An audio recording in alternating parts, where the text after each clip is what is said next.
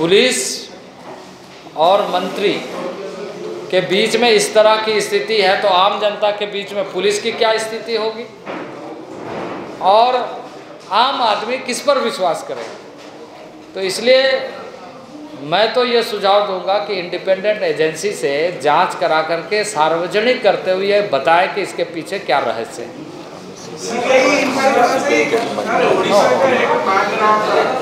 उड़ीसा का एक डिमांड था जो शबर और शहर को लेकर आदिवासी मान्यता देने के लिए, इसके बारे में आप क्या बोलेंगे? देखिए, मैंने सुना है कि राज्य सरकार ने या कुछ लोगों ने इस तरह के बयान दे करके, ये पहले तो ये पॉलिटिकल इशू नहीं है, इट्स ए कॉन्स्टिट्यूशनल मैटर। तो इनके किस प्रोसेस है, उस प्रोसेस के आधार पर चीज़ें होती हैं।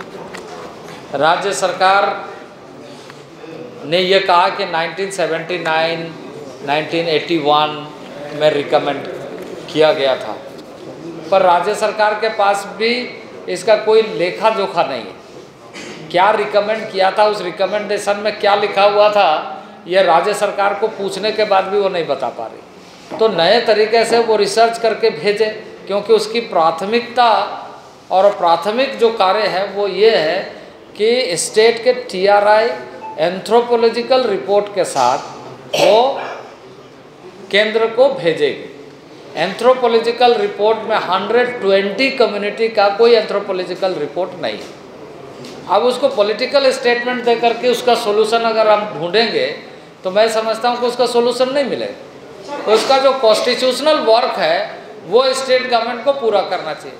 बाकी जितने में ऐसे मामले जिसमें एंथ्रोपोलॉजिकल रिपोर्ट है उसमें 12 कम्युनिटी का हमने क्लियर किया है, क्योंकि वो प्रोसेस में ठीक था। बाकी हम डिफरेंट लेवल में उसके कई प्रोसेस है, उन प्रोसेस को पूरा करने में लगा हुआ है।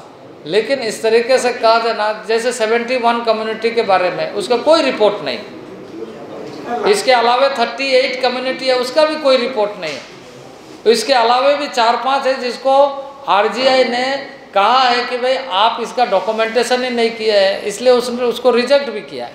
तो ये सारी चीज़ें राज्य सरकार से मैं अनुरोध करूंगा कि उन लोगों के बीच राजनीति न करें जो बेचारे गांव में रहते हैं, उनको न्याय मिले इसके लिए अपना काम करें। TRI का अच्छा से रिसर्च करवाए और हमारे पास भेजे, हम जरूर उस मामले को गंभीरता से देखें, क्योंकि कई मामले हमने बताया कि ऐसे कई मामले हैं जिसको हम क्लियर कर चुके हैं।